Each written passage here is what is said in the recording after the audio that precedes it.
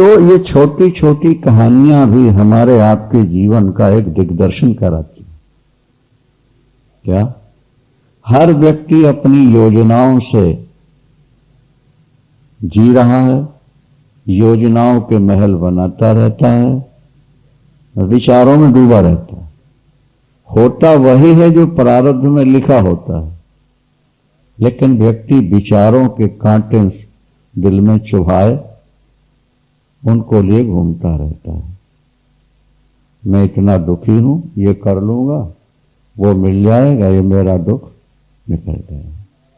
तो यहां महाराज जनक क्या कहते हैं? तत्व विज्ञान संदंशम आदायो हृदयो डराच।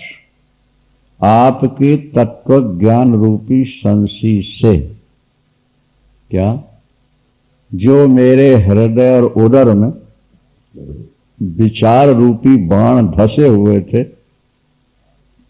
उसको मैंने निकालकर बाहर फेंक दिया।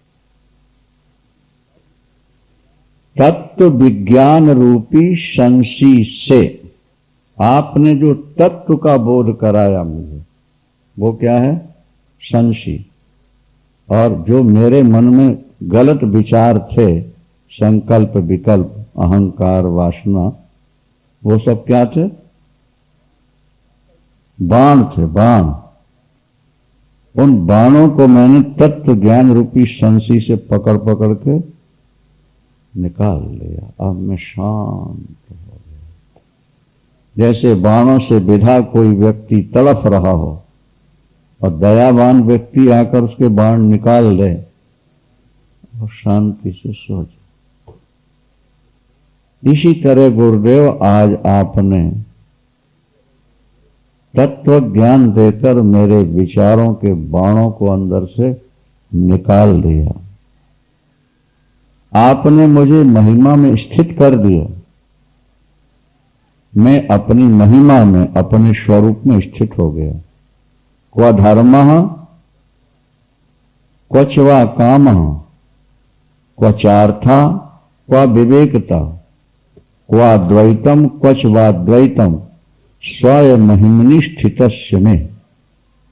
स्वमहिमनि स्थितस्य में, मैं अपने स्वरूप में स्थित हो गया, अपनी महिमा में स्थित हो गया। अब मेरे लिए क्या धर्म, धर्म का प्रयोजन क्या रहा? क्वच कामः, अब वासना का प्रयोजन कहाँ रहा? क्वच अर्थः, और अब अर्थ की भी आवश्यकता कहाँ रह गई? और कहाँ का विवेक, और कहाँ का द्वैत, और कहाँ का अद्वैत? ये सब कुछ विलीन हो गया। सोते हुए व्यक्ति को जैसे जगा दिया जाए, स्वप्न, भयानक स्वप्न के कारण व्यक्ति रो रहा हो और उसे जगा दिया जाए, जागते जैसे उसका रोना बंद हो जाए, शांत हो जाए। इसी तरह संसार भी एक स्वप्न है जिसके भटकाव में जीव भटक रहा है, दौड़ रहा है, रो रहा है, तड़प रहा है। आत्मज्ञानी जब लोगों को दौड़ते हुए देखते हैं, उनको तरस आती, उनको ऐसा लगता है कि इंद्रियों के दास होकर क्षणिक सुख पाने के लिए, पदार्थों का संग्रह करने के लिए कैसे दौड़ रहे हैं। दिल्ली की सड़कों पर देखो, बंबई की सड़कों में देखो, विदेशों की सड़कों में जाकर देखो, नहीं, कोई साइकिल से भागा जा रहा है, कोई ऑटो में भाग रहा है, कोई बस में भाग रहा है, कोई कार में भाग रहा है। शांति से चलता कोई नजर नहीं आ रहा। साइकिल है तो भी दौड़ है, ऑटो है, बोलो, वो बैठा भले है लेकिन उसकी मानसिक दौड़ है ना कि मैं जल्दी पहुंचूं। वो भले ही मर्सिडीज गाड़ी में बैठा है पर उसकी दौड़ तो है ही है कि मैं जाऊं, कुछ पाना है इसलिए दौड़ रहा है। और आत्मज्ञानी कहता है कि जो तेरे अंदर ही था उसे तू बाहर समझ के दौड़ रहा है। अगर अंदर झांक लेता तो तुझे बाहर जाने की आवश्यकता ही न पड़ती। ज्ञानी शांत देख रहा है। बुद्धि प्रासाद मारुह्य, क्या? प्रज्ञा प्रासाद मारुह्य पश्चित ब्रह्ममयम जगत। प्रज्ञा कहते हैं बुद्धि, और बुद्धि रूपी छत पर बैठ जाए। जैसे बंबई वगैरह में 20-25 माला के मकान हैं, मंजिल के मकान हैं। विदेशों में तो 100-100, 150-150, 100-100। अब तुम अंतिम छत पर जाके बैठ जाओ, अब फिर सड़कों की ओर देखो तो दुनिया कितनी अशांत नजर आ रही है, कैसी दौड़ रही है, और तुम जहां के तहां बैठे हो। शास्त्र कहते हैं कि अगर तुमको निर्मल बुद्धि रूपी छत मिल जाए तो तुम दुनिया के नजारे देखते रहोगे, स्वयं शांत रहोगे। तुम्हारी आवश्यकताएं खत्म हो चुकी हैं, तुम ब्रह्म स्वरूप हो चुके हो, तुम आत्मानंद में मग्न रहो, तुम्हें और किसी वस्तु की आवश्यकता ही नहीं रहेगी। क्व धर्म क्वच वा कामा क्वचार्था क्व विवेकता क्व द्वैतम क्वत्वा अद्वैतम स्वमहिमनि स्थितस्य में। जब मैं अपनी महिमा में स्थित हो गया, अपने स्वरूप में स्थित हो गया, फिर अब मेरे लिए धर्म अर्थ काम और ज्ञान और विज्ञान, द्वैत और अद्वैत अब कुछ नहीं रहा। अब तो मैं जो कुछ था वो हो गया, जो था वही हो गया, और अपनी स्थिति में बैठकर मैं परमानंद में बैठा हुआ हूं। क्व भूतम क्व भविष्यत वा वर्तमानम अपि क्व वा क्व देशः क्वच वा नित्यम स्वमहिमनि स्थितस्य में। अपनी महिमा में स्थित हुए मुझको अब न भूत का ध्यान है, न भविष्य का ध्यान है, न वर्तमान की चिंता है। क्या? अब मेरे लिए कोई देश नहीं, कोई काल नहीं, कोई समस्या नहीं, कोई बनावट नहीं, कुछ प्राप्त करने के लिए शेष रहा नहीं। स्वमहिमनि स्थितस्य में, मैं अपनी महिमा में, मैं अपने आप में रमण करता हूं। गीता के 3 अध्याय में भगवान ने कहा, यस्त्वात्म रतिरेव, यस्त्वात्म रतिरेव, जो अपनी आत्मा में ही रमण करता है। अज्ञानी दो होकर रमण करते हैं, नहीं, लेकिन आत्मज्ञानी अपने में ही रमण करता है। यस्तु आत्मनि एव रमण यस्त्वात्म रतिरेव स्यात्। आत्म तृप्तश्च, व्यक्ति धन वस्तु पद प्रतिष्ठा पाके तृप्त होता है। क्या? लेकिन हम आत्म लाभ प्राप्त करके तृप्ति का अनुभव करते, और आत्मन्येव च संतुष्टः, हम अपनी आत्मा में ही संतुष्ट रहने का भाव पैदा। वो सुख बाहर कभी मिल ही नहीं सकता जो सुख तुम्हारी आत्मा में भरा पड़ा है। आत्मा से जो तुम्हें सुख मिल सकता है वो निरंतर है, वो शाश्वत है। आत्मा से कभी वैराग्य होता नहीं। आत्म सुख में यदि रमण होने लगे, आत्मा में ही संतुष्टि हो जाए और आत्म तृप्ति हो जाए, समस्या सिर्फ यही है कि हमारी जो वासना है वो हमारे मन को चंचल बनाए रहती है, और मन जब तक चंचल है तब तक आत्म सुख का बोध हो नहीं सकता। जब आप कहते हो ना कि अमुक प्रवचन में बड़ी शांति मिली, आनंद आया, या हम घूमने गए तो अमुक दृश्य देखकर बड़ा आनंद आया, तो शास्त्र और शास्त्रज्ञ कहते हैं ये तुम्हारा भ्रम है कि तुम्हें वहां आनंद आया, उससे आनंद आया। वास्तविकता यह है कि उस दृश्य को देखते हुए तुम दूसरों को भूल गए,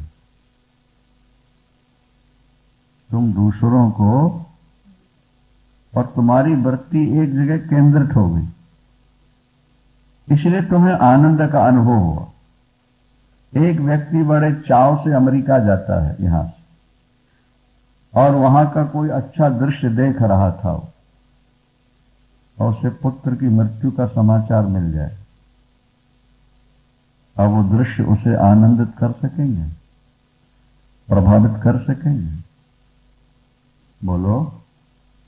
वो पुत्र की मृत्यु का समाचार सुनकर कहेगा कि मर गया तो मर गया, मैं तो इसमें आनंद लूंगा। अब उसे आनंद नहीं मिल सकता, क्योंकि अब उसका जो मन है वो पुत्र में चला गया। अब पुत्र के वियोग से भविष्य में मेरा क्या होगा, इन चिंताओं में वैसा डूब गया, बाहर का सुख खत्म हो गया। आत्म सुख ऐसा नहीं है, वो सदा सर्वदा तुम्हारे साथ है, वो तुम्हारा स्वरूप ही है, और उसे देखना नहीं है, उसका केवल अनुभव करना है, उसे पाना नहीं है, उस पर थोड़ा सा ध्यान केंद्रित करना है। आनंद आनंद आनंद प्राप्त। आत्मरति, आत्मतृप्त, आत्मसंतुष्ट, जो अपने आत्मा में ही रमण करते हैं, जो आत्मलाभ से तृप्त हैं, जो आत्मदर्शन से संतुष्ट हैं, उनको जितना आनंद मिलता है वो देवताओं के राजा इंद्र बनकर भी प्राप्त नहीं हो सके। क्वच वात्मा क्वच वनात्मा क्व शुभम का शुभम तथा क्व चिंता क्वच वा चिंता स्वमहिम्नि स्थितस्य में। मैं अपनी स्थिति में स्थित हो चुका हूं, इसलिए अब मुझको कहां आत्मा और कहां अनात्मा, आत्मा और अनात्मा का भेद भी वहां नहीं रह जाता, शुभ और अशुभ का भी ध्यान नहीं है, चिंता और अचिंता वाली स्थिति भी वहां नहीं रह जाती है। वहां तो एक स्वरूप में स्थित होकर शांत हो जाता है, वो शांत हो जाता है। स्वमहिम्नि स्थितस्य में प्राय हर श्लोक में आया है। 19वें प्रकरण में क्व स्वप्ना क्व सुषुप्तिर्वा क्वच जागरणम तथा क्व तुरीयम भयम वापि स्वमहिम्नि स्थितस्य में, है ना। मैं अपनी महिमा में स्थित हो चुका हूं, इसलिए मेरे लिए कहां का स्वप्न, कहां की सुषुप्ति, कहां का जागृत और कहां की तुरीय अवस्था, बोले तो अज्ञानियों का हिसाब किताब है, और कहां का भय, उस एक में जाकर बाकी कुछ रहता ही नहीं शेष। ये गंगा का जल है, ये जमुना का है, ये सरस्वती है, ये नर्मदा है, और समुद्र में पहुंच जाने के बाद फिर सब एक। मधुमक्खी अनेक पुष्पों का रस लेती है, ये नीम से ले रही है, गुलाब से ले रही है, रात रानी से ले रही है, और श्रृंगार से ले, लेकिन जब शहद बन गई सब खत्म हो गया, एक रूप बन जाता है। इसी तरह आत्मज्ञानी जब आत्म तत्व को प्राप्त कर लेता है तो व्यवहार की जितनी भी अवस्थाएं हैं उन सब से वो ऊपर उठ गया होता है, और वो कहता अब इसका मेरे कोई महत्व नहीं। आप अपने छत पर हो, 7वीं मंजिल पर, सड़क पर कोई रंग गुलाल कीचड़ उछाल रहे हैं, आपको भय है, आप भागोगे, डरोगे, मना करोगे, क्यों? बोले हम इतनी ऊंचाई पर है। हाँ, उनकी हमारे तक पहुंच ही नहीं, वहां लोग आपाधापी दौड़ रहे हैं, भाग रहे हैं, बच रहे हैं, लेकिन अपन हंस रहे हैं कि अपन ऊपर बैठ गए हैं। इसी तरह जो अपनी महिमा में स्थित हो गया, वो संसार के दृश्यों को देख के हंसता रहता है, क्योंकि वो सभी स्थितियों से ऊपर उठ गया है। इसलिए उसके लिए कुछ भी नहीं है, शांत है। जैसे चूहे को आपने कभी देखा हो कि जब वो कमरे में आता है, भागता ही भागता रहता है, उसके सामने अनेक भय होते हैं।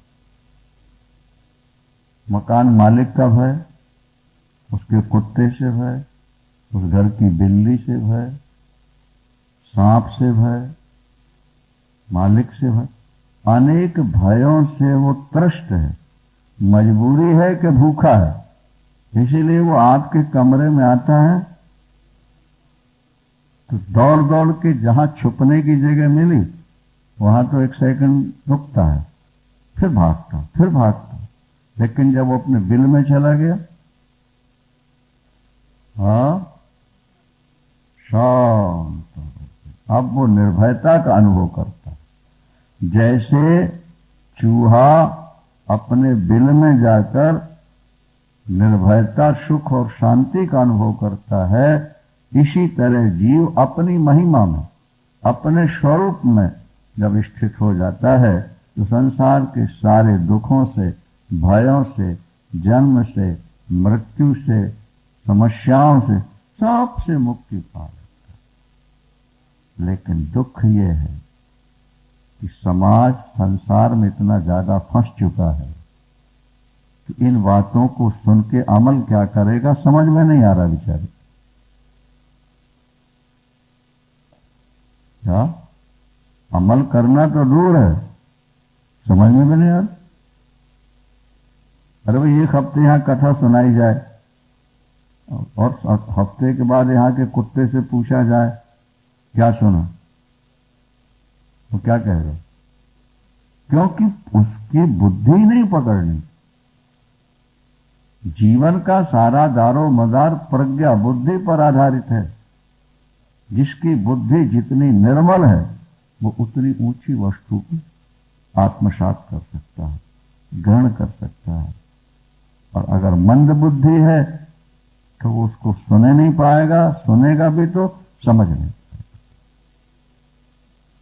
यहां शिष्य कह रहे हैं महाराज जनक, क्व स्वप्ना क्वा सुषुप्तिर्वा क्वच जागरणम तथा क्वा तुरीयम भयम वापि स्वमहिमनि स्थितस्य में।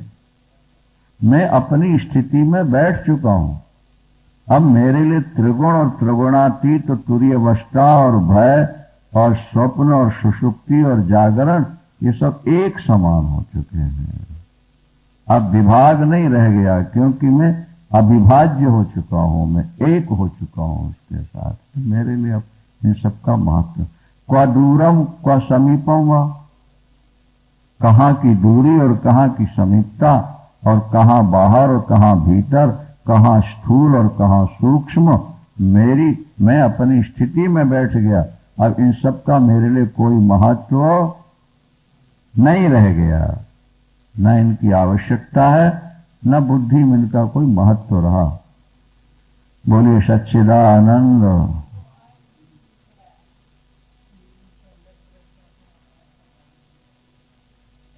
क्वा मृत्युर जीवितम वा क्वा स्वलोका क्वा लोका क्वास्य क्वा लौकिकम क्वा लया क्वा समाधिर्वा स्वमहिमनि स्थितस्य में। अपनी महिमा में स्थित हुए मुझे कहां मृत्यु, कहां जीवन, कहां लोक और कहां परलोक, कहां लय और कहां समाधि, इस सब की अब कोई आवश्यकता रहे ही नहीं। मैं सबसे ऊपर उठ चुका हूं, मैं अपनी स्थिति में, अपने स्वरूप में ही मस्त हो चुका हूं। अलम त्रिवर्ग कथया, धर्म अर्थ और काम की बात अब मेरे सामने न करो। क्या? अलम, अपनी आत्मा में विश्राम करने वाले मेरे सामने। और अलम त्रिवर्ग कथया, त्रिवर्ग कहते हैं धर्मार्थ काम को। और योगस्य कथयाप्यलम, अब योग की चर्चा भी खत्म। यम नियम आसन प्राणायाम प्रत्याहार धारणा ध्यान समाधि, इसकी चर्चा भी नहीं करो। आजकल तो शिविर बहुत लगाए जाते हैं ज्ञानियों के यहां योगाभ्यास। स्वमहिमनि स्थितस्य, अपनी महिमा में स्थित हो जाने के बाद धर्मार्थ काम की जरूरत नहीं, योग की चर्चा नहीं, ज्ञान और विज्ञान की भी चर्चा नहीं, क्योंकि अब तो मैं अपने स्वरूप में ही स्थित हो चुका हूं। अंतिम प्रकरण में महाराज जनक कह रहे हैं, यहां कहेंगे मत स्वरूपे निरंजने। क्या? मत स्वरूपे निरंजन। पहले कहते रहे स्वमहिमनि स्थितस्य में, और मत स्वरूपे निरंजन। क्व भूतानि क्वच वा देहो क्व क्वेन्द्रियाणि क्व वा मनः क्व शून्यम क्वच वा नैराश्यम मत स्वरूपे निरंजन।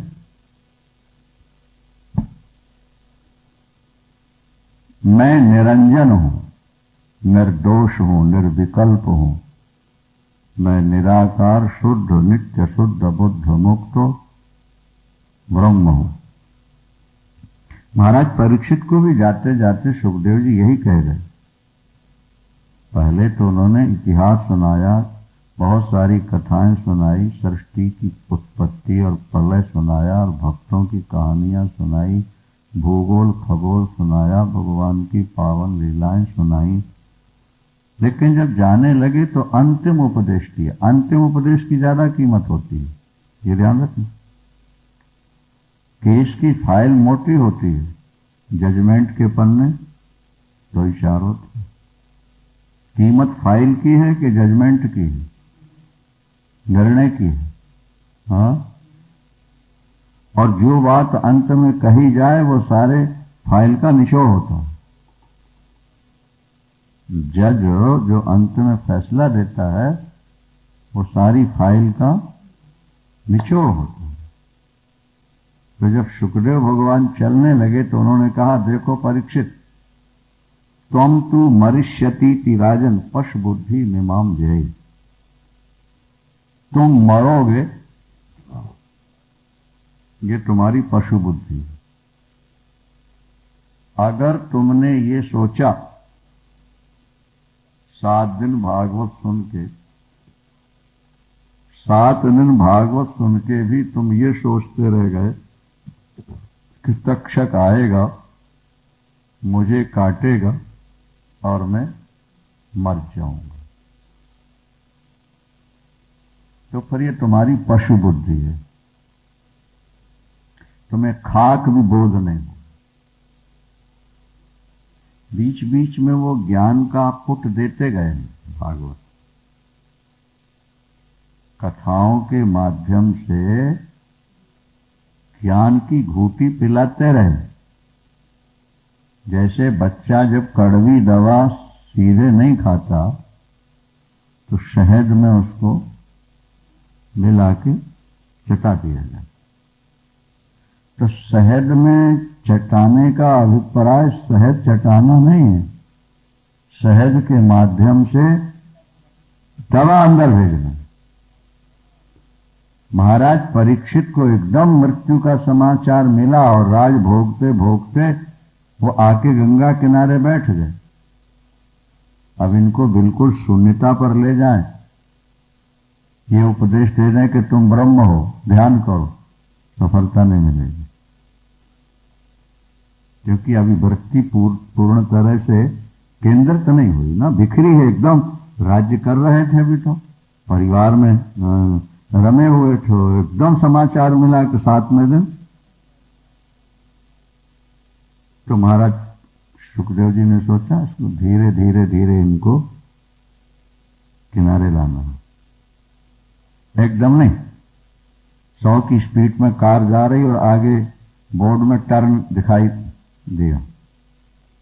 बोर्ड लगे रहते हैं ना किनारे में, जो संकेत देते रहते हैं, ठीक है ना। और लिखा है कि अंधा मोड़, और ऐसा बना हुआ एरो। तो समझदार ड्राइवर क्या करेगा, कुछ दूरी से ही स्पीड कम करेगा। और करते करते वहां पहुंचते एकदम स्लो करके फिर, और 100 की स्पीड में वहां पहुंच के मोड़ना चाहेगा, गिर जाए, खतरे में चला जाएगा, गाड़ी पलट जाएगी। इसी तरह एकदम तुम ब्रह्म हो कह दो, बुद्धि स्वीकार ही नहीं करेगी, केंद्रित नहीं हो। इसीलिए सुखदेव भगवान ने भक्तों की कथाएं सुनाई, सृष्टि की उत्पत्ति, संहार, बड़े बड़े राजाओं महाराजाओं के चरित्र कितने बड़े थे, शांति नहीं मिली, अंत में वो जंगल गए, भजन किया, ध्यान किया, इस प्रकार का ध्यान किया। ऐसा करते करते उनको राजन शांति मिली।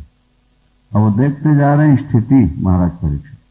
चलते चलते 10वें स्कंद में उन्होंने भगवान कृष्ण की लीला सुनने की इच्छा प्रकट की।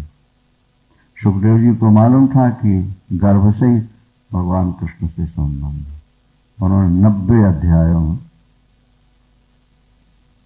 उसके बाद फिर ले आए वेदांत। 11वां स्कंद जो है वो गीता के समान, 11वां स्कंद जो है वो गीता के ही सदृश है। 11वें स्कंद की भी अगर व्याख्या हो, कैसेट बने, तो बिल्कुल गीता से मिलती जुलती है। 11वां स्कंद सुना दिया। 12वें स्कंद में फिर कुछ राजाओं की बात कह दी, कलयुग की बात कह दी। मार्कंडेय जी के माध्यम से प्रलय का भी वर्णन किया, सृष्टि का किया। अब जाने का समय आ गया। जब जाने लगे तो बोले अंतिम उपदेश, त्वं तु मरिष्यतीति राजन पशु बुद्धि मीमाम जय। तुम मरोगे, ये पशु बुद्धि है, इसका तुम त्याग करो। तुम मरोगे, ये पशु बुद्धि का त्याग करो। क्यों? न जाता पराग भूतोद्यो, तुम न पहले जन्म लिए ही नहीं, तुम पहले से विद्यमान थे। और देहवत तुम न नक्षसी, जैसे शरीर नष्ट होते हैं इस तरह तुम नष्ट नहीं हो। घटे भिन्ने यथाकाशम, आकाशाद यथा पुरा। जैसे घटाकाश घट के ध्वंस होते ही, नष्ट होते ही महाकाश का रूप ले लेता है, इसी तरह शरीर के मिटते ही आत्मा परमात्मा का स्वरूप ले लेता।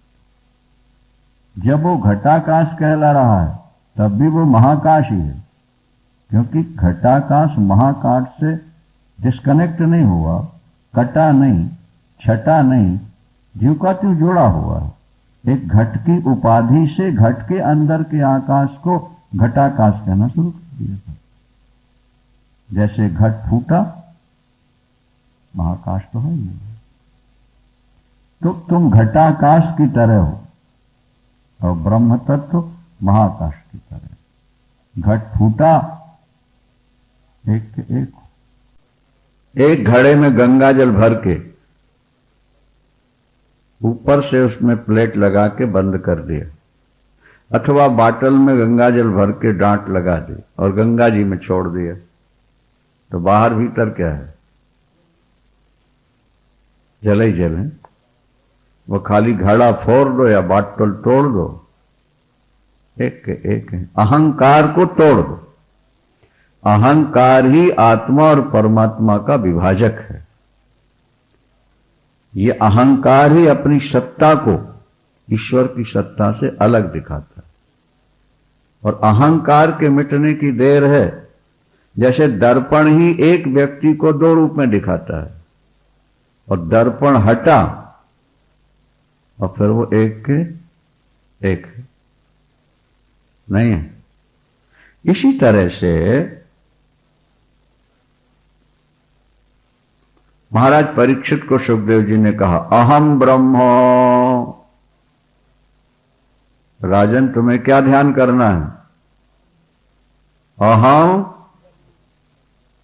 अहम माने मैं होता है संस्कृत में। अहम ब्रह्म, मैं क्या हूं? परम धाम ब्रह्मा हम, मैं ब्रह्म। मैं ब्रह्म हूं, ब्रह्म मैं हूं। इति समीक्ष, ऐसा विचार करते रहना। शरीर छोड़ोगे फिर कभी शरीर ग्रहण नहीं करना पड़ेगा। परमात्मा के साथ एक हो, जन्म मरण के चक्कर से छुट्टी। आनंद आनंद, परमात्मा परमानंद है। ये अंतिम उनका वाक्य, और ऐसा कह के वो चले। अष्टावक्र जी ने भी अंत में यही कहा कि तुम परमात्मा स्वरूप हो, तुम्हारे अंदर अखंड अनंत शांति शांति शांति है। बस तुम अपने विकारों से ऊपर उठ जाओ, तुम अपने विकारों से ऊपर उठ जाओ, बाकी शांति शांति। अपने ब्रह्म स्वरूप का बोध प्राप्त करो। तो इस प्रकरण में जनक जी फिर कह रहे हैं, क्वा भूतानि क्वचिवा देहो क्व इंद्रियाणि क्वा वा मना क्वा शून्यम क्वचिवा नैराश्यम मत स्वरूपे निरंजने। मेरा जो निर्दोष रूप है, निरंजन रूप है, परमात्मा स्वरूप है, वहां कहां के पंच महाभूत, कहां का शरीर, कहां की इंद्रियां, कहां का मन, और कहां का शून्य और कहां का नैराश्य, वहां तो कोई दिखता ही नहीं। भेद तो यहां दिखता है ना भाई।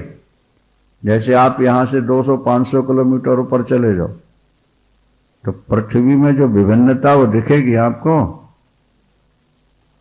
एक गोल पिंड ही नजर आएगा, विभिन्नता नजर नहीं आएगी। इसी तरह से जब शरीर में हम बैठे हैं तो विभिन्नताएं दिखती हैं, और जब निज स्वरूप में स्थित हो गए तो विभिन्नताएं क्षीण हो जाएंगी, समाप्त हो जाती। क्वा शास्त्रम क्वात्म विज्ञानम क्वा निर्विषयम मनम। अब मुझ में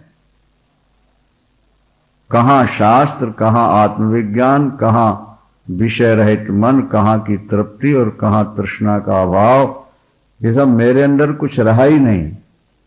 इनका विचार ही छूट चुका है, क्योंकि मैं अपने स्वरूप में स्थित हो चुका हूं। द्वंद्वों से मैं ऊपर उठ चुका हूं। क्व विद्या क्वचवा विद्या, कहां की विद्या और कहां की अविद्या, कहां मेरा और कहां मैं, कहां का बंध और कहां का मोक्ष, ये सब का सब विलीन हो चुका है। अहंकार से ही सब वस्तुओं का बोध होता है। जब अहंकार नहीं रह जाता तो वस्तुओं का बोध नहीं रहता। जैसे निद्रा काल में अहंकार लीन हो जाता है, सो जाता है, अहंकार विलीन हो गया। तो क्या निद्रा काल में मैं और मेरा कुछ ध्यान है आपको?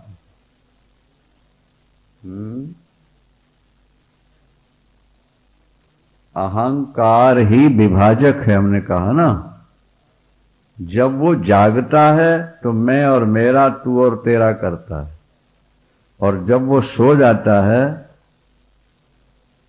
तो फिर किसी भी अवस्था का पता ही नहीं, अपनी महिमा में। अज्ञानी ये सोचता है कि आत्मा सोती है और आत्मा जागती है, लेकिन शास्त्र कहते हैं कि चेतन कभी सोता ही नहीं। क्या? जो निराकार है, निर्विकार है, निरंजन है, ज्योति रूप है, वो सोएगा कैसे? आग को आप 1000 वर्षों तक जलाए रहो, दीपक 1000 वर्षों तक जला के रखो, वो कभी कहेगा कि मुझे विश्राम करने दो? बोलो। हाँ, नहीं कह सकता, सदा जलता। मशीन तुम्हारी थकती है, हम थकते हैं, लेकिन ज्योति कभी नहीं थकती। तो आत्मा जो है वो शरीर नहीं है, वो मशीन नहीं है। शरीर मशीन है, इसलिए सुबह से शाम तक जब इससे काम लिया जाता तो थक जाती है, और ज्योति तो ज्यों की त्यों रहती है, वो नष्ट नहीं, उसको नींद नहीं आती। और उसका अनुभव भी किया गया कि जो ऊंची कोटि के महापुरुष हैं वो 2-4 घंटे सो लें, बहुत होता है। वो 18-20 घंटे 24 घंटे में आराम से जाग लेते। जबकि छोटा बच्चा, पैदा हुआ बच्चा 40 दिनों तक बस पी लेगा और सो जाए, सोता ही रहता है। अनुभव किया कभी नहीं आप? छोटा बच्चा सोता ही रहता है, क्योंकि अभी उसकी चेतना विशेष रूप से प्रकट नहीं हुई। अभी अभी वो मां के गर्भ से आया, बंधा हुआ आया, कष्टों में समाया हुआ आया, अब थोड़ा सा खुला है, और अभी चेतना शक्ति का विकास नहीं हुआ उसको, नहीं। इसलिए वो खा लेता है, और फिर ज्यों ज्यों उसकी चेतना शक्ति बढ़ती है, फिर आंख खोलता है, फिर देखने भी लगता है, फिर मुस्कुराने लगता है, फिर हाथ पैर हिलाने लगता है, आगे आगे फिर वो सोता कम है, खेलता ज्यादा है। इसी तरह जो महापुरुष, इसलिए अपने यहां चैतन्य शब्द आया, जैसे लक्ष्मण चैतन्य, शिव चैतन्य, राम चैतन्य, ये जो नाम रखे जाते हैं ना, इसीलिए कि इनकी आत्मा जो है वो अब चेतन हो गई, चैतन्य हो गई।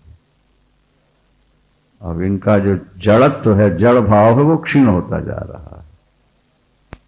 समझ में नहीं? तो वहां निद्रा कम हो जाती है, भूख कम हो जाती है, आलस्य कम।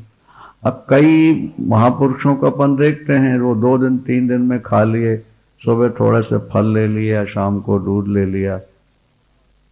अपन सारा दिन खाते हैं, फिर भी भूख है, और वो थोड़ा सा खा लेते हैं, शांत हैं, मांग है ही नहीं।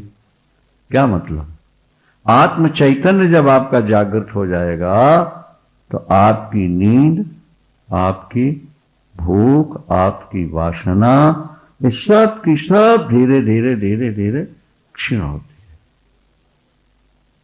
है। इसलिए कहा गया कि ज्ञानी की स्थिति को ज्ञानी बनकर ही समझा जा सकता है।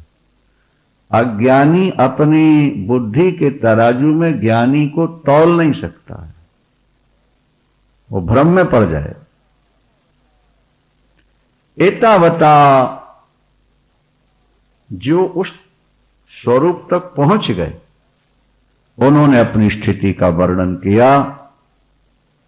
क्वा प्रारब्धानि कर्माणि जीवन मुक्तिरपि क्वा क्वा तद विदेह कैवल्यम निर्विशेष से सर्वदा। मुझ सदैव निर्विशेष में, मेरे अंदर कोई विशेषण तो रहा नहीं। परम तत्व में, आत्म तत्व में कोई विशेषण नहीं है। हमारे आपके साथ तो विशेषण होता है, काला है, गोरा है, लंबा है, ठिगना है, मूर्ख है, विद्वान है, ये विशेषण कहलाते हैं। लेकिन जो अपनी महिमा में स्थित हो चुका है, उस व्यक्ति के लिए ना तो प्रारब्ध कर्म है,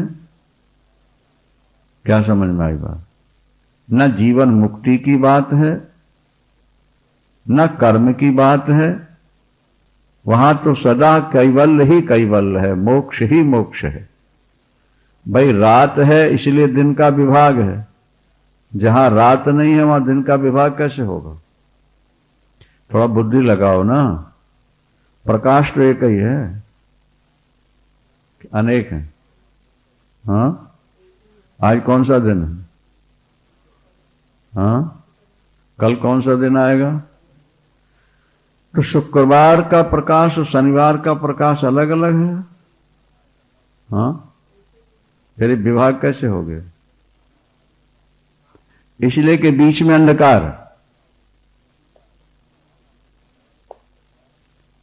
अगर शुक्रवार शनिवार के बीच में रात न हो तो किस हिस्से में जाके आप प्रकाश को काटोगे? अच्छा, सूर्यलोक में कौन सा वार कब रहता है? वहां कोई वार नहीं है, वहां तो केवल रविवार ही है। वहां केवल एक ही वार होता है। कहां? सूर्य का नाम ही रवि है, रविवार।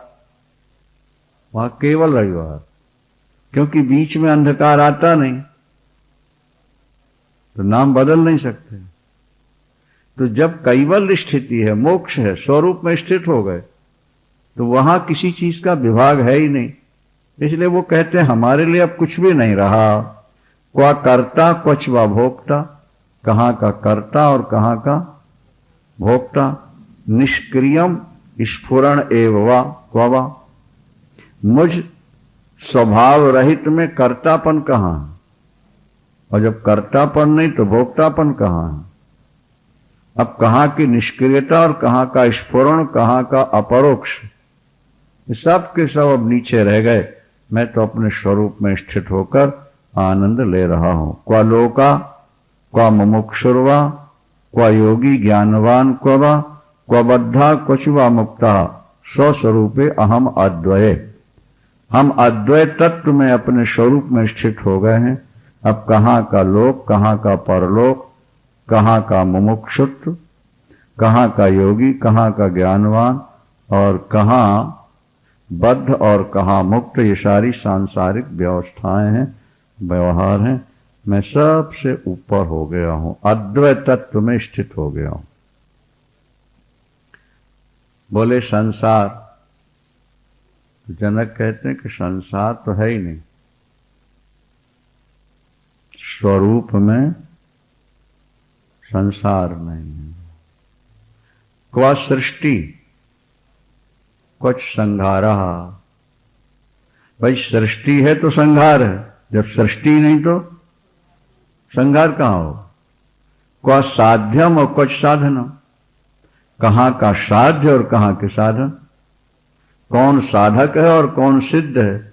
बोले अपने अद्वैत स्वरूप में कुछ भी नहीं है, सबसे ऊपर उठ करके एक स्थिति में बैठ गए हैं। वो धन्य धन्य हो गए हैं, वे कृतकृत्य हो गए हैं।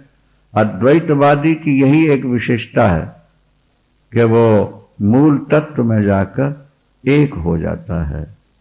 उसके लिए फिर द्वैत का कहीं प्रवेश भी नहीं रहता और अपनी महिमा में स्थित रह करके आनंद लेता है। क्वा प्रमाता क्वा प्रमाणम क्वा प्रमेयम क्वा प्रमा, क्या अपने विमल स्वरूप में कहां प्रमाता है, कहां प्रमाण है, कहां प्रमेय है और कहां प्रमा है? ये त्रिपुटी तो व्यवहार में ही है।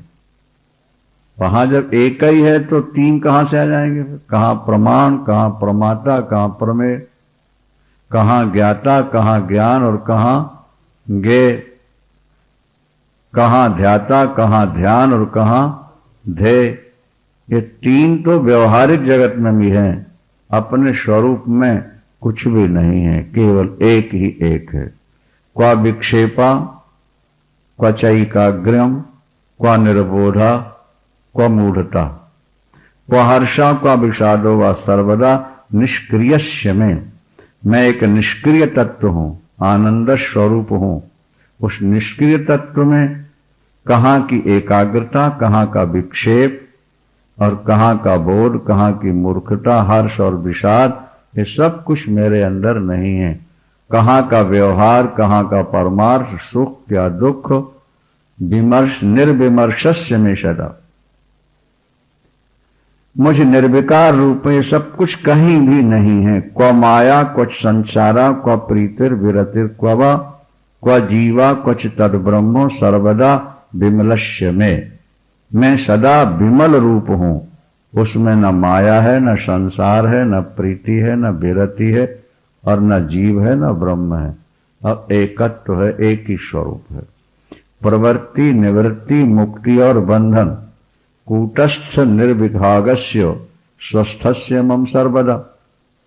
मैं तो स्वस्थ हूं, मैं कूटस्थ हूं, और मैं निर्विभाग हूं, माने अखंड हूं।